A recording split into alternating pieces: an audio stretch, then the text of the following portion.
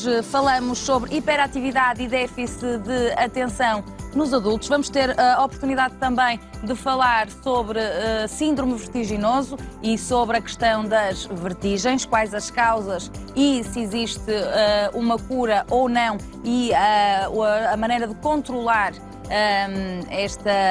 estes sintomas, que muitas vezes são confundidos com uma patologia. Vamos também ter a oportunidade de abrir a nossa linha telefónica, como de costume, na terceira parte, e atender o nosso público e ouvir as questões e dúvidas no âmbito da especialidade, precisamente de otorrinolaringologia. Pode e deve começar já a ligar, 225 083 204. Pode também deixar a sua dúvida por escrito em consultório@portocanal.pt. Cumprimento agora o nosso primeiro convidado desta tarde, o professor Joaquim Cerejeira, psiquiatra. Olá, muito boa tarde. Obrigada por ter vindo ao nosso consultório. Muitas vezes falamos de hiperatividade e de déficit de atenção naquelas faixas etárias mais jovens ou muitas vezes associadas ainda à população que estuda, não é? Sim. E esquecemos que isto pode ser uma problemática que ultrapassa estas idades, não é? Exato. Portanto, agora vamos nos concentrar um bocadinho nesta temática, mas falando já na idade adulta. Sendo que cerca de 4% atualmente dos adultos acaba por sofrer desta perturbação. A hiperatividade acontece como diagnóstico quando? Quando é que se pode dizer, de facto, que estamos em presença de uma pessoa hiperativa? No adulto, a hiperatividade e o déficit de atenção normalmente são muito mais camuflados do que na criança. Portanto, na criança realmente é mais fácil objetivar os sintomas, porque são crianças irrequietas, que se mexem muito. O grau, a intensidade dos sintomas é que faz o diagnóstico, ou seja, claro que toda a gente tem um pouco de déficit de atenção de vez em quando, toda a gente é um bocadinho irrequieto de vez em quando, e portanto, isso não é hiperatividade e déficit de atenção. Precisamente. É quando esses sintomas prejudicam gravemente a vida da pessoa. No caso da criança, quando, por exemplo, a hiperatividade é de tal ordem que ela não consegue estar quieta nem sequer 5 minutos, não é? Muito menos numa aula.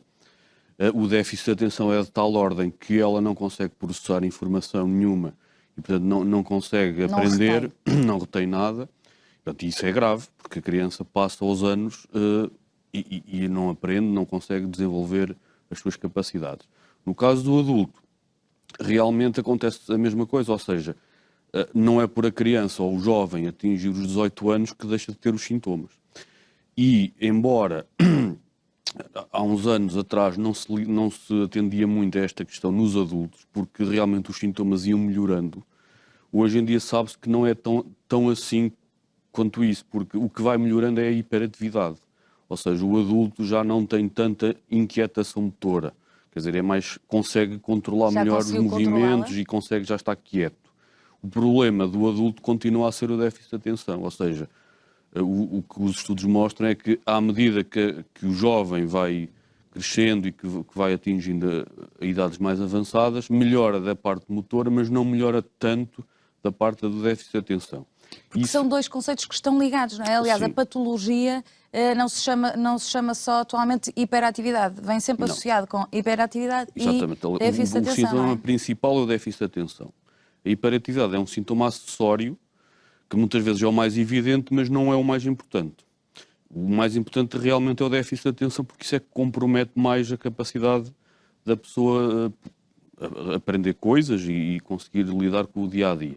Portanto, um adulto hiperativo e com déficit de atenção foi necessariamente uma criança hiperativa e com déficit de atenção, não é? Exatamente. Portanto, se chegou àquela esta patologia não aparece de adulto, não é? Não, esta patologia aparece sempre desde de idades baixas, portanto aos 4, 5 anos. Começa-se a perceber que a criança é irrequieta, que não está muito atenta nas tarefas, nos jogos, por exemplo, e depois quando vai para a escola, então torna-se mais evidente. O que acontece muitas vezes é que nos adultos, há muitos adultos que não têm o diagnóstico prévio desta doença, porque durante a escola conseguiram lidar com os sintomas de uma forma razoável, ou seja, durante a escola tinham déficit de atenção já e tinham alguma hiperatividade, mas a escola, o ensino obrigatório até ao 12º ano, tem algum tipo de medidas que apoiam já alguns destes sintomas, ou seja, se os professores começam a perceber que aquela criança, aquele jovem já não tem grande capacidade de estar atenta do princípio até ao fim da aula, normalmente eles modificam as estratégias pedagógicas, conseguem ajudar o aluno a equilibrar um pouco a aprendizagem e isso vai compensando os sintomas. E muitas vezes a primeira evidência da doença aparece já na universidade. Ou seja, hoje em dia há muito mais jovens a ir para a universidade, coisa que há 20 anos atrás não acontecia. E, portanto, é quando o jovem entra aos 18 anos no ensino superior. É cada vez mais um caminho normalizado. Sim, portanto, não é? O normal hoje em dia é ir para o ensino superior, quer seja universidade ou politécnico ou escolas superiores. E, portanto, até aos 18 anos os sintomas andaram controlados e a criança e o jovem nunca tiveram grande necessidade de tratamento médico, mas entrando para o ensino superior é que começam os problemas a sério. Porque o ensino superior é muito diferente do ensino secundário. No ensino superior não há um professor que acompanha o aluno mais de perto, não há um livro... Não é um ensino tão personalizado, exatamente, não é? E não há tantas medidas de acompanhamento. É um ensino muito mais autónomo, ou seja, é o estudante que organiza o seu tempo, que organiza o seu estudo, que decide ir aos exames numa época ou noutra, certo. Decide adiar para o ano seguinte e o estudo não é acompanhado. E então, muitas vezes, há aqui um choque que o aluno não está a contar, não é? Vai para o ensino superior, as coisas começam a correr mal, começa a falhar, começa a não ter boas notas, quando até foi um aluno bastante bom no ensino secundário. E uma primeira atitude ou uma primeira conclusão que os alunos muitas vezes tiram é: eu escolhi o curso errado, eu vim para o curso errado, isto não está a correr bem porque eu não gosto deste curso, vou mudar. Sim. Mudam e Ou acontece a podem mesma até coisa. duvidar das suas capacidades, Exato. não é? Achar que não é E, adequado. portanto, a estratégia... Continua-se a protelar. Exato, e vão mudando para um outro curso e depois arranjam outras estratégias, mas as coisas não correm bem. E, de facto, depois aí começam a questionar o que é que se passa. Será que eu perdi capacidades?